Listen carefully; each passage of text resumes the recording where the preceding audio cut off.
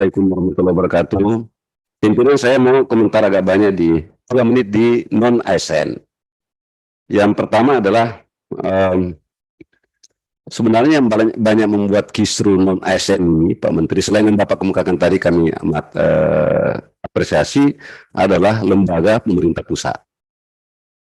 Karena di pemerintah pusat paling suka membuat istilah-istilah yang kemudian bank sendiri nanti pada ujungnya, karena tuntutannya akan menjadi, ujungnya adalah agar menjadi ASN. Di semua kelembagaan pemerintah pusat dengan beragam cara, seperti yang Bapak sudah singgung tadi, ada yang disebutkan dengan formal, seperti kita sudah ketahui P3K, kemudian ada juga pegawai pemerintah non-PNS, bahkan di sini ada istilah pegawai yang hanya dengan surat tugas. Lalu Kementerian Pertanian misalnya dengan penyuluh pertaniannya, Kementerian Kesehatan pun seperti itu, bahkan sampai di Departemen Agama dengan penyuluh agama. Ya, sejauh itu misalnya. Di Kementerian Desa dengan pendamping desa, penyuluh KB, macam-macam. Apakah ini dia kontrak, apakah dia menumpang tanda kutip di program dan kegiatan yang kalau kita cermati dari segi akuntabilitas keuangan itu juga ya terus terang saja kami sudah pernah menyampaikan ke BPK, tapi kan ini agak susah juga ini, karena semua alasan dibutuhkan. Maka kami sangat mendukung kalau Bapak Menteri dengan tekad seperti ini, agar ini menjadi satu sistem. Saya malah mau menyarankan ke Pak Menteri dan seluruh jajaran, kita juga bicara tentang satu data. Satu data sehingga di Kementerian Pan-RB, memang sudah, kalau ASN kan jelas datanya sudah pasti. Ketahuan data pusat, data daerah, dan seterusnya. Tapi ini yang dengan berbagai istilah ini, saya yakin agak susah dikontrol, dimonitor oleh Kementerian Pan-ARB. Saya mau menyebut contoh yang sederhana sekali, di Kesekjenan DPD saja ini ada 3 klasifikasi. Sehingga ada yang sudah hampir 20 tahun statusnya belum jelas, ada yang 5 tahun bisa lolos, dan seterusnya. Ini lingkup kami sendiri di sini Pak, di Sekjen DPD RI ini. Sehingga kami ingin menyarankan kepada Bapak, betul-betul apa yang dimaksud dengan ASN non-PNS ini dibuat klasifikasi yang jelas. Apakah dia non-PNS dalam arti pegawai kontrak, ataukah pegawai yang diumpangkan tanda kutip dengan sistem honorarium di program dan kegiatan. Itu juga kita mendukung agar akuntabilitas keuangan kita lebih bagus. Karena ini yang dicontoh daerah, seperti yang Bapak katakan tadi. Pak Waka Komite 4 ini mantan bupati juga, begitu juga dulu tanda kutip akal-akalannya untuk meloloskan tim suksesnya Pak Darmansa itu kan. Ya, kemudian satu akal-akalannya untuk meloloskan tim suksesnya Pak Menteri, begitu juga itu Pak Darmansa ketika jadi bupati. Ya bagaimana kalau kemenakannya atau sukses penggalangan sudah diwadahi. Jadi saya pikir ini momentum yang sangat luar biasa buat Pak Menteri karena sangat paham persoalannya. Itu yang pertama. Kata kunci saran saya ke sana Pak adalah satu data pegawai. Satu data pegawai, kalau ASN-nya oke, non-ASN, supaya betul-betul bisa terkontrol dan tidak membuat mereka kemudian selalu berharap lebih jauh. Yang kedua, saran saya adalah ada klasifikasi non-ASN tadi. Apakah dia pendamping, apakah dia penyuluh. Dan kita tentu sepakat yang paling mendesak memang ini penyuluh pertanian, penyuluh kesehatan, dan itu saya kira dua aspek itu. Yang kedua Pak Menteri, kita perlu memproyeksikan mana yang kemudian nanti menjadi ASN, yang akan menjadi pegawai negeri, dan yang mana hanya cukup dengan status sebagai pegawai kontrak, non-ASN, terutama di bidang-bidang profesional. Ya, di bidang-bidang profesional ini kan dibutuhkan memang untuk menjadi pelarang yang profesional, untuk menjadi tenaga apa yang profesional, tenaga survei yang profesional, itu cukup dengan kontrak. Cukup dengan kontrak memang. Jangan dia berharap jauh untuk menjadi ASN. Karena itu dia berbanding dengan apa Bapak punya konsep tadi tentang PP Manajemen Kesejahteraan. Kami amat mendukung ini. Hanya saran kami, jangan pendekatan UMP Pak. Pendekatan upah minimum, karena upah minimum ini amat bervariasi seluruh Indonesia. Jangankan tingkat provinsinya bervariasi antara Jakarta dengan kami di Sulawesi Selatan, ya, dan Papua misalnya Pak Pelip, ini kan yang paling senyum ini Pak Pelip Pak, ini Papua, karena bakal banyak ASN-nya dia, dan ASN-nya wajib asli Papua, ya, orang asli Papua. Jadi kami sarankan jangan pendekatan UMP Bapak Menteri, pendekatannya adalah sinergi dengan gaji ASN pada tingkat golongan tertentu dengan jenjang pendidikan, saya kira itu akan lebih terukur. Kalau UMP-nya bisa jadi daerah yang pendapatan daerahnya bagus, dia tinggi, UMP-nya makin tinggi juga mereka dapat. Tapi daerah dengan pendapatan kecil, UMP-nya kecil, UMK-nya kecil, upah minimum kabupatennya kecil, maka pendapatannya juga menjadi kecil. Karena itu saya sarankan agar ini. Dan terakhir adalah mohon Pak Menteri tidak terulang tahun 2022 ini. Menganjurkan meminta pemerintah daerah mengangkat pegawai kontrak pada tahun anggaran berjalan. Pada saat APBD berjalan. Inilah yang membuat ketika kami dengan Pak Darmansyah di Komite 4 bicara dengan pemerintah daerah, seluruh kekurangan anggaran, seluruh defisit. Celakanya lagi dijanji Menteri Keuangan untuk ditambah DAU-nya, Pak Darmansyah ternyata sampai saat ini tidak ada tambahan. Maka seluruh daerah, provinsi maupun kabupaten kota, hampir seluruhnya, itu terlihat defisit. Pasti terungkap nanti dalam pertemuan Bapak dengan Apexi atau Apkasi. Kenapa ada defisit? Pada bulan Maret, April, disuruh mengangkat pegawai guru, kontrak guru. Saat ini sedang diminta mereka mengangkat kontrak kesehatan. APBD sudah jalan. APBD perubahan sudah jalan. Dan pagu anggaran sudah terhadapkan semua. Saran saya adalah, ini dilakukan di tahun sebelumnya, bahkan kalau perlu di sebelum bulan Juni. Kita tahu bersama Bapak Menteri ini pengalaman di Bupati, dan saya baca betul Bapak Bupati sangat sukses di zamannya. Karena itu penyusunan APBD di bulan-bulan Mei, April, disitulah mungkin anjuran kita untuk pengangkatan pegawai kontrak. Sehingga dia berhadapan langsung dengan persediaan anggaran di APBD-nya. Saya kira demikian. Terima kasih Pak Ketua. Assalamualaikum warahmatullahi wabarakatuh. Waalaikumsalam warahmatullahi wabarakatuh. Bapak, saya kasih bonus 4 menit. Baik, kita ke sebelah kiri pada Gus Helmi. Hei, bukan dari sini Pak. Saya dari sini, dari tadi akan. Supaya urut aja ya Pak. Ya, sudah. Di sana juga begitu. Ya, maaf. Terima kasih. Silakan, Pak. Silakan. Baik, terima kasih pimpinan. Abraham Lianto. Pak Silakan, Pak. Menteri, saya langsung saja, ini kelihatannya banyak yang mau bertanya nih Pak Menteri. Saya langsung to the point, nama saya Abraham Lianto dari NTT, Nusa Tenggara Timur. Dengan Pak Bupati ini, Banyuwangi udah 4 kali saya berkunjung ke sana pada periode sebelumnya itu. Bersama Ibu Emilia Contessa.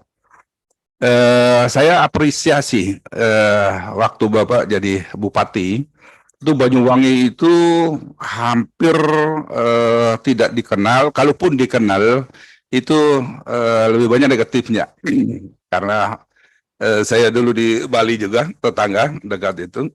Tetapi 2 periode itu perubahannya banyak besar. Maka saya percaya kalau Pak Presiden angkat Pak Bupati ini cocok ini, terutama pariwisatanya ya. Banyuwangi kalau mau dibanding dulu Komodo kita sudah terkenal, Banyuwangi juga baru mulai, tetapi sekarang tuh jauh lebat. Jadi apresiasi Pak Menteri. Ini saya suka Pak Bupati lagi. Saya udah keliling juga di rumah jabatan, lihat itu SDM banyak perubahan itu Pak. Saya mau sampaikan ini di NTT ini kita ASN 14.000. Ya, kemudian 6.000-nya itu honor. Dan dari honor ini tenaga guru 2.500. Kemudian diklasifikasi lagi tenaga kesehatan baru yang non teknis lain. Persoalan ada 6.000 ini sekarang yang K3 dan guru yang paling utama itu sudah mengikuti testing K3 2 kali. Gelombang pertama 1.500 lebih itu sudah diangkat karena APBD masih memungkinkan orang. Gelombang kedua ini APBD sudah nggak ada lagi. Maka yang lulus tadi itu 1.500 itu digantung sampai dengan hari ini. Kemarin reses sebelum ini saya ke BKD dan mempertanyakan persoalan ini juga. Ya mau dibilang apa, karena dana memang nggak ada, artinya digantung, nggak dikasih keputusan. Nah ini berpotensi untuk nanti ribut, kemudian ditambah lagi dengan tenaga guru yang sekarang ini banyak yang diangkat tetapi tidak mau ditempatkan di tempat yang semestinya ditunjuk. Ada dua hal yang ingin saya tanya ke Pak Menteri. Yang pertama, memang mereka yang ikut ASN ini asal mau ikut aja, tetapi nanti begitu ditempatkan di tempat-tempat yang sulit, apalagi NTT ini 3T Pak, itu tertinggal, terluar, termiskin, seterusnya, terlupakan lagi. Dan yang kedua, mereka ikut testing hanya boleh ke sekolah-sekolah yang negeri. Karena di aplikasi itu sekolah swasta tidak ada, tidak masuk kan. Nah, jadi ini yang sangat merepotkan. Yang pertama, dana untuk membiayai guru yang K3 ini aja sudah sulit. Yang kedua, mau menempatkan pun juga banyak yang mengundurkan diri lagi. Karena tidak sesuai dengan keinginan tempat. Yang ketiga, mereka ingin kembali ke sekolah asalnya. Sebagian besar sekolah asal itu adalah sekolah swasta. Nah, Pak Menteri, saya masih heran dan mungkin tips-tips Bapak waktu di Bupati Banyuwangi itu bagaimana bisa mengelola SDM itu yang baik sehingga daerah itu bisa berubah begitu cepat. Saya pikir ini yang Bapak harus terapkan dan mungkin jelaskan supaya barangkali ini bisa kita viruskan juga ke daerah-daerah lain. Logikanya Pak Menteri, mungkin ini tanya juga, mungkin tipsnya Bapak seperti apa? Orang suka masuk ASN. Bahkan tadi di guru-guru ya, saya baru guru aja nih, perawat juga nanti sama, atau swasta, kesehatan. Gaji walaupun di ASN ini lebih kecil, karena dia sudah jabatan di sekolah swasta, tapi tetap mau testing dan mau ke ASN. Pertanyaan saya, kalau di swasta itu kebanyakan mereka menilai tenaga-tenaga ini Pak berdasarkan KPI, ya KPI kinerja, KPI, Key Performance Indicator dan sebagainya, dan agak ketat. Jadi mungkin staf atau pegawai-pegawai ini merasa walaupun gaji besar, tapi kerjanya juga berat, sesuai dan persaingannya itu tinggi. Tapi kalau di ASN kita tahu ini yang barangkali menggoda. Kerja biasa-biasa aja, tetapi gaji bisa luar biasa, apalagi kalau punya koneksi dengan pejabat dan seterusnya.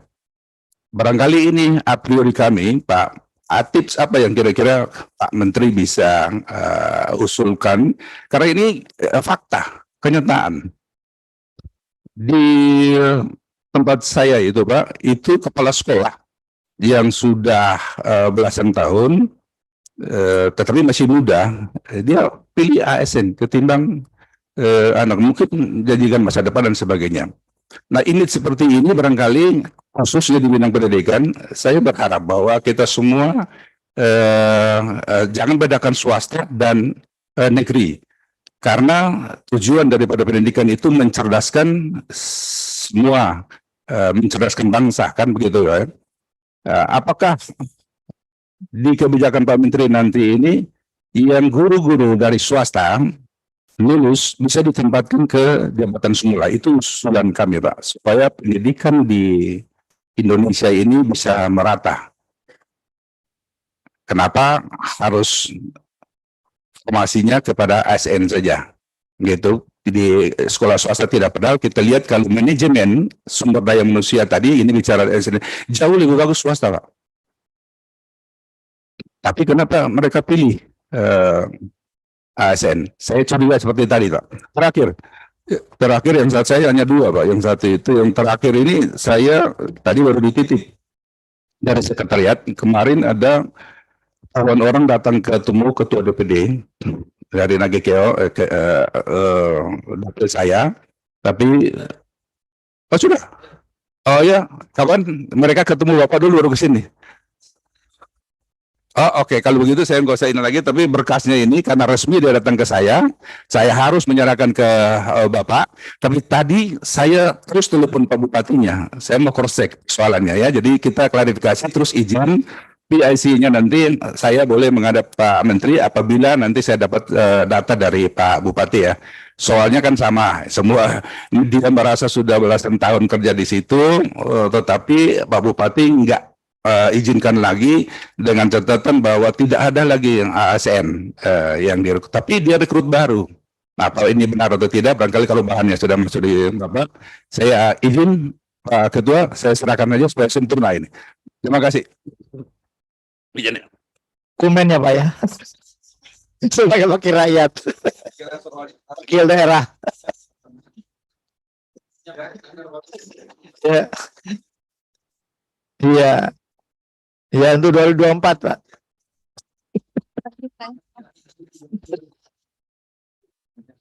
Iya. Mau lagi nanti. Baik, terima kasih Pak Menteri. Satu lagi catatan kami, Pak Menteri ini benar-benar quick response. Silakan sebelah kanan. Siap, terima kasih pimpinan. Bu Jelika. Siap. Mohon izin Pak Menteri menyampaikan aspirasi dari Sumatera Selatan. Langsung saja mungkin beberapa waktu lalu saya menerima aspirasi dari Forum Komunikasi Bantuan Polisi Pamong Praja Provinsi Sumatera Selatan, dan di Provinsi Sumatera Selatan sebagai informasi tercatat terdapat sebanyak 6.712 polisi Pamong Praja yang 5.606-nya adalah non ASN berstatus honorer sekitar 83%-nya.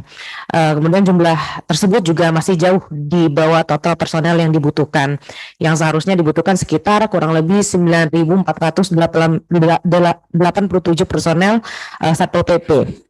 Berdasarkan hal tersebut, saya berharap kepada Bapak Menteri dan jajaran untuk memberikan kebijakan tersendiri ya terkait keberadaan polisi Pamong Praja tersebut, dan terlebih terkait mekanisme pengangkatan sebagai PNS ataupun P3K-nya.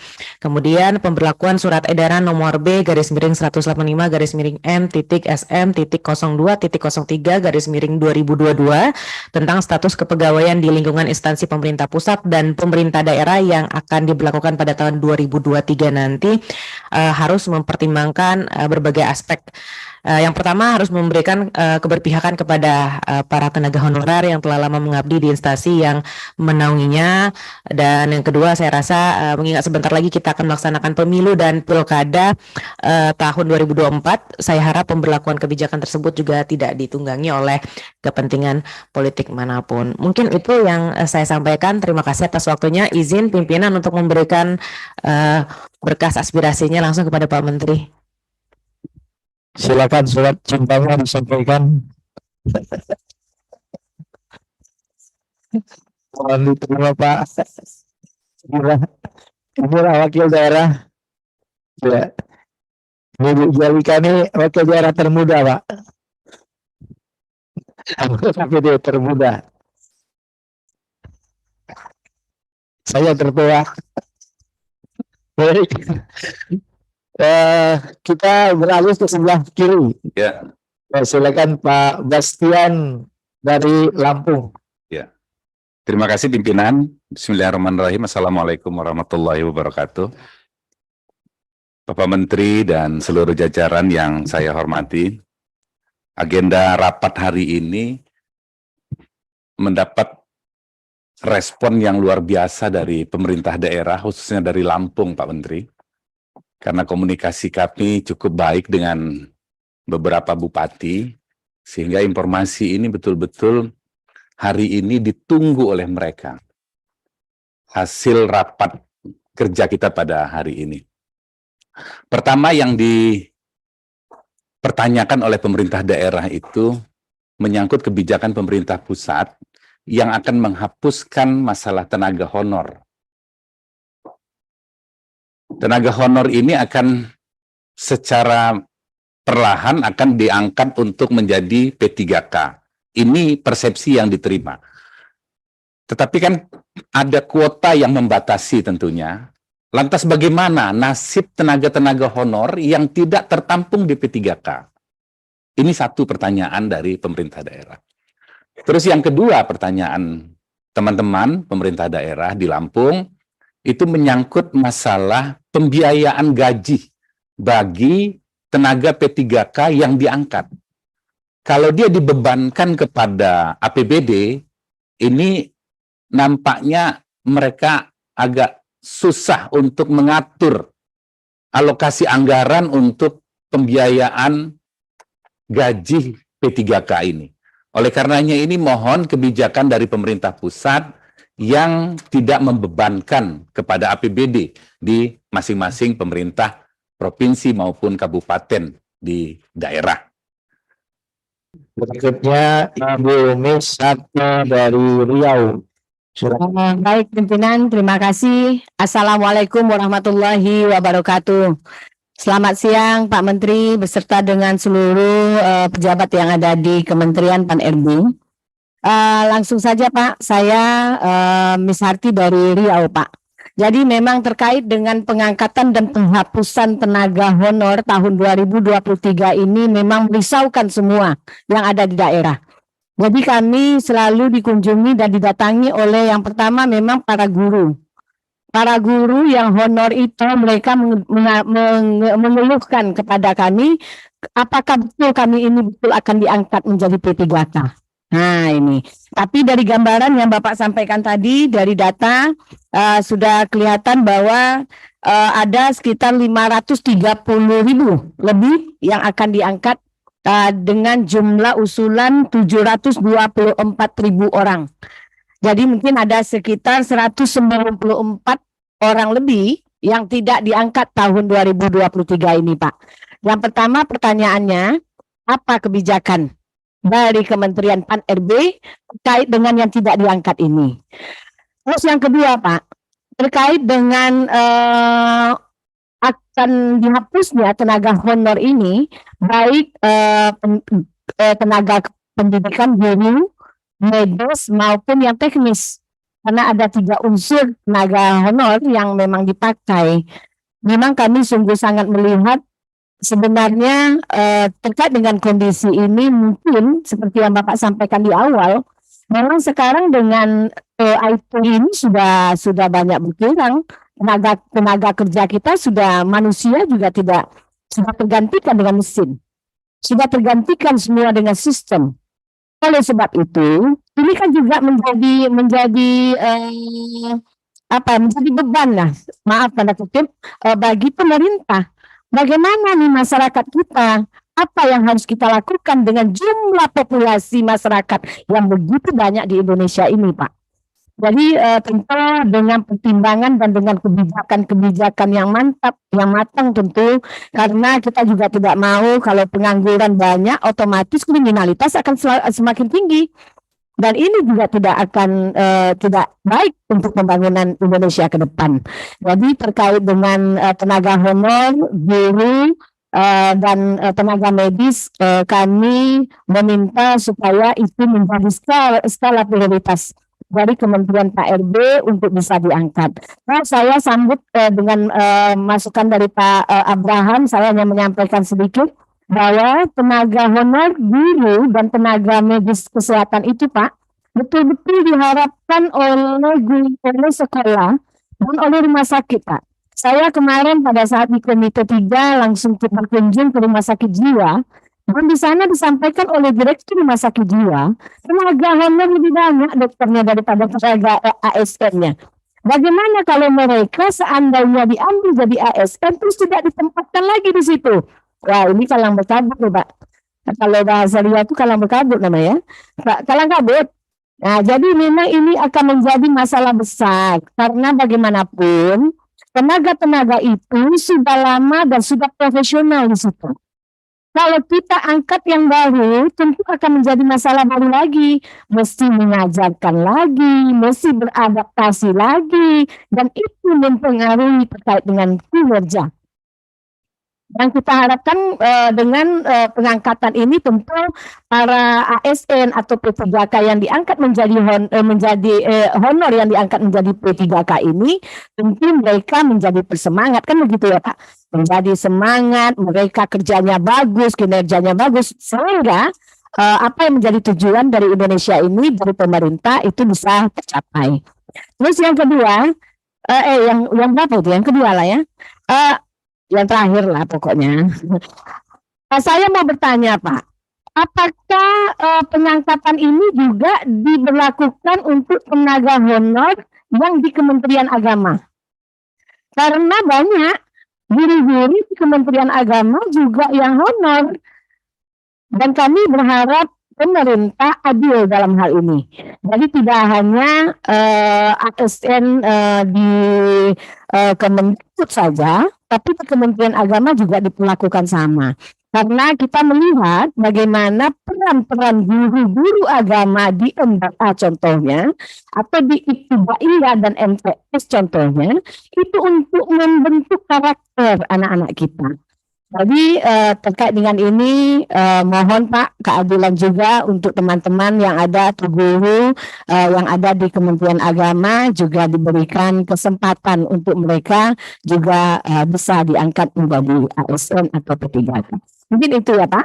Terima kasih. Assalamualaikum warahmatullahi wabarakatuh. Silakan Ibu Andi Nirwana dari Sulawesi Tenggara. Sulawesi. Silakan Bu. Bahwa sesuai surat Menteri Pembangunan Aparat Negara yang nomor 21, bla bla begitu Pak Menteri tanggal 31 Mei bahwa tanggal 28 November 2023 itu akan dihapus tenaga honorer dan akan diangkat menjadi PNS atau P3K. Kemudian pertanyaannya Pak Menteri bahwa dari sekian banyak honorer dengan batas waktu sampai 2023, apakah itu bisa terakomodir semua?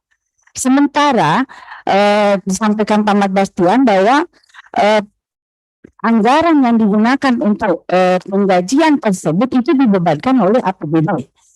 Sekarang kalau kita berharap dari APBD, berapa honorer yang akan diangkat? APBD bisa hanya mengangkat 100 orang maksimal.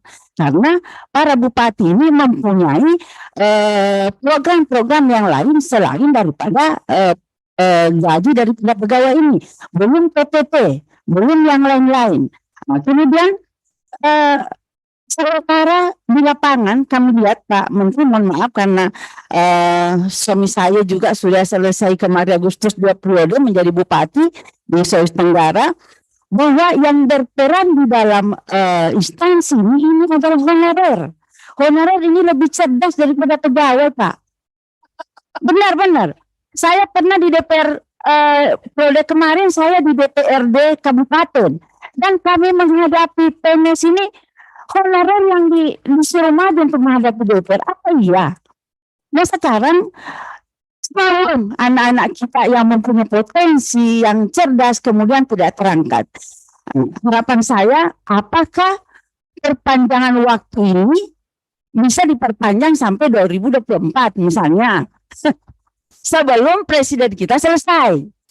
Ini harapan kita agar kesempatan buat anak-anak kita bisa lebih banyak lagi untuk menjadi PNS, karena mereka ini, saya tidak tahu kalau di kampung ini PNS adalah segala-galanya buat mereka.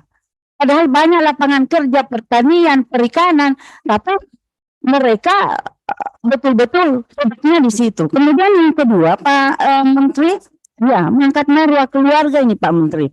Padahal pengusaha lebih banyak uangnya loh Pak Menteri daripada PNS. Kemudian yang kedua bahwa sesuai surat menteri lagi ini Pendayaguna Aparat Negara bahwa ada pendataan. Ini didata lagi semua nih para honorer kita semua. Mereka dengan semangatnya, dengan bergairahnya, kemudian mereka mendata ribuan orang, kemudian diangkat lagi oleh bupati nantinya hanya 100 orang. Bagaimana semangat mereka? Ini kan harus menjadi perhatian kita semua. Dan harapan saya juga, saya sepakat dengan Pak Bastian, mungkin bisa sharing. Kalaupun bukan anggaran penggajian bukan dari APBN semua, tapi boleh sharing lah dengan APBD. Tapi mungkin ada penggajian dari APBD, ada dari APBN untuk meringankan para bupati yang ada di seluruh wilayah. Saya yakin Pak Menteri paham karena beliau pernah menjadi bupati. Bupati ini Pak sangat luar biasa, mau nikah bupati yang menyelesaikan, mau bercerai bupati yang menyelesaikan. Ya Pak Menteri ya, kan seperti jadi berat. Jadi saya yakin dan percaya persoalan ini bisa dihadapi oleh Pak Menteri saat ini. Saya sangat yakin. Kemudian saya tambahkan bahwa guru dan tenaga kesehatan ini menjadi persoalan buat kita karena apalagi di daerah saya banyak daerah kepulauan sehingga kami membutuhkan tenaga tersebut. Kemudian menjadi persoalan Pak Menteri, Bupati definitif mengangkat pegawai kesehatan ada beberapa tertentu membuat kontrak 10 tahun. Jadi 10 tahun tidak bisa berubah. Kemudian selesai masa jabatan bupati, datanglah pejabat memindahkan semua sebelum selesai masa jabatan. Ini kan menyalahi aturan. Seingat saya kalau penjabat ini bahwa meneruskan apa yang sudah ditetapkan oleh bupati definitif. Jangan merombak apa yang sudah diputuskan. Ini sebelum berakhir dipindahkanlah semua. Bagaimana masyarakat kita apalagi di pulau tidak mendapat pelayanan yang kesehatan dan guru. Mungkin hanya itu dari Pak Menteri karena dari tadi saya dilihat-lihat sama Pak Ketua ini. Langsung saya disampaikan lagi. Terima kasih. Wassalamualaikum warahmatullahi wabarakatuh. Terima kasih. Saya lihat dulu karena saya anggap wah ini punya bupati yang cerdas juga ini. Silakan berikutnya Pak Abdul Kholik, Dr. Abdul Kholik dari Jawa Tengah. Silakan Pak. Terima kasih pimpinan Pak Bupati Belitung yang saya hormati. Terima kasih yang sudah subscribe. Bagi yang baru menemukan channel ini, like videonya, klik lonceng dan hidupkan notifikasi.